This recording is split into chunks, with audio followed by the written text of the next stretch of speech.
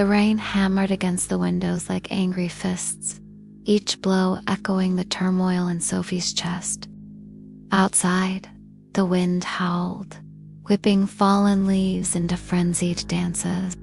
The old Victorian house groaned under the assault, its ancient timbers protesting with every gust. Inside, huddled in the only patch of light in the room, sat Sophie and her younger brother Max. Between them lay a worn, leather-bound book, its pages filled with spidery handwriting and strange symbols that seemed to writhe like living things. The flickering candlelight cast dancing shadows that stretched and distorted, transforming the mundane into something sinister. "Are you sure about this, Sophie?" Max asked, his voice barely a whisper, betraying his bravado. "What if it makes things worse?" Sophie knew he was referring to the incantation they had read about in the book, a ritual meant to summon spirits and unravel the mysteries of the past, but she was resolute. Their grandmother's house had always been shrouded in secrets. Now, after her sudden passing, they were determined to uncover the truth. As Sophie delved deeper into the cryptic text, the weight of their grandmother's hidden life pressed down on her. Each page turned revealed more cryptic verses and sketches of eerie landscapes. The words seemed to leap off the page, swirling in her mind like a hypnotic chant. They were nearing the climax of the ritual when suddenly a gust of wind slammed the window shut, extinguishing the precious flame. Panic tightened its grip around Sophie's throat. Without the candle, the shadows danced wildly, mocking their fear. "Quick, Max, hide the book," Sophie hissed, her heart pounding against her ribs like a trapped bird. Together, they shoved the book under a floorboard, hoping their secret would remain undisturbed. Then they waited, their bodies frozen statues in the darkness, listening for any sign of intrusion. But as minutes ticked by, it became clear the house hadn't welcomed any uninvited guests. Relief washed over Sophie, mingled with a surge of triumph. She had faced her fears and emerged victorious. Yet a part of her couldn't help but wonder, had they truly banished the unknown or merely delayed its inevitable return?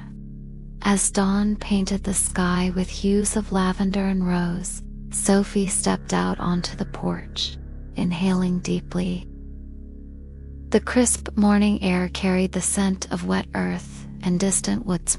She felt a profound sense of renewal, as if the darkest hours had been mere prelude to the dawning of a new understanding. Yet as she scanned the familiar landscape, a disquieting thought crept into her mind. Their grandmother's house, once a symbol of family and tradition, now loomed before her, draped in an unsettling silence.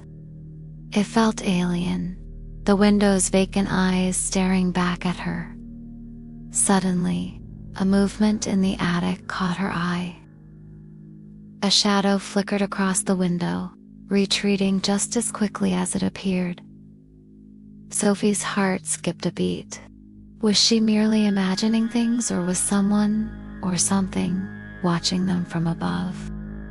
She tried to dismiss it as a trick of the light, but a chill snaked down her spine. A sensation that intensified when she noticed the attic door, which had remained firmly shut for as long as she could remember, now stood ajar, revealing a glimpse of dusty darkness. An inexplicable dread washed over Sophie, urging her to flee, but curiosity, like a tenacious vine, held her rooted to the spot. With a deep breath, she stepped closer, each sound of her own breathing echoing her mounting fear. Peering into the shadowy depths of the attic, Sophie saw nothing but dust, motes dancing in the faint light, filtering through the grimy window. Yet the feeling of being watched intensified, making the hairs on the back of her neck stand on end.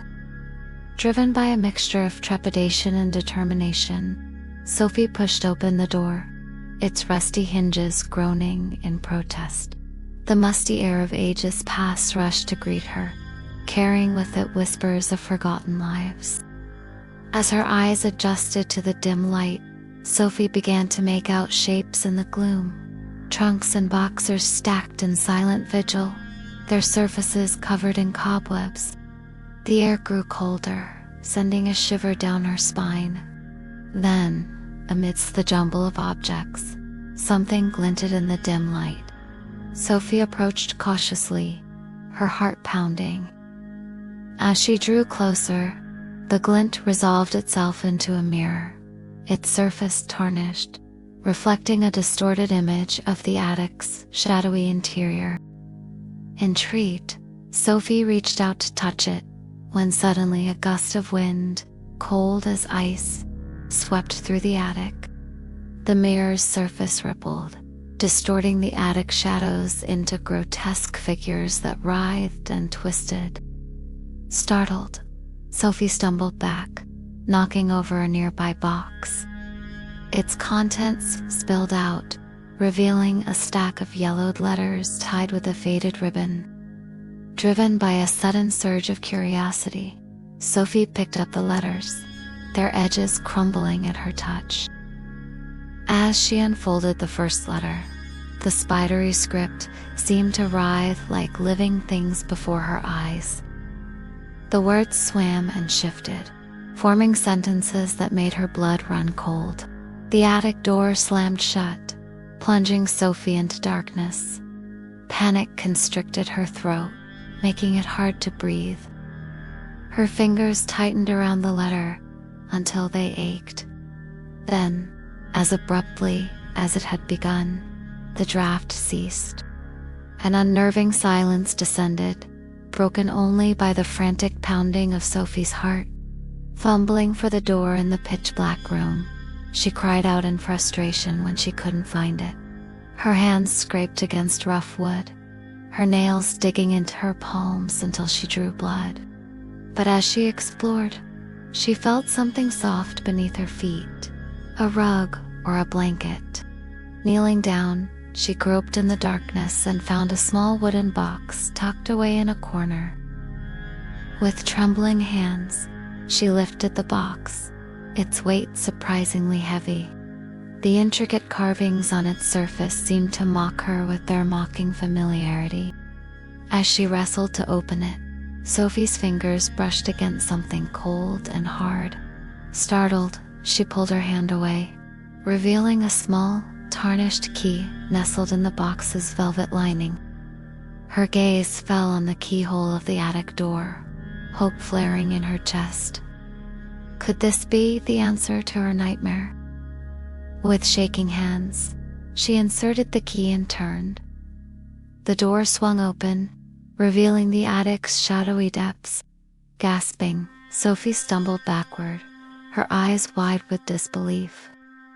The key slipped from her numb fingers and clattered to the floor, forgotten. For in the time it had taken her to escape the attic, the shadows had grown bolder, taking on shapes of their own.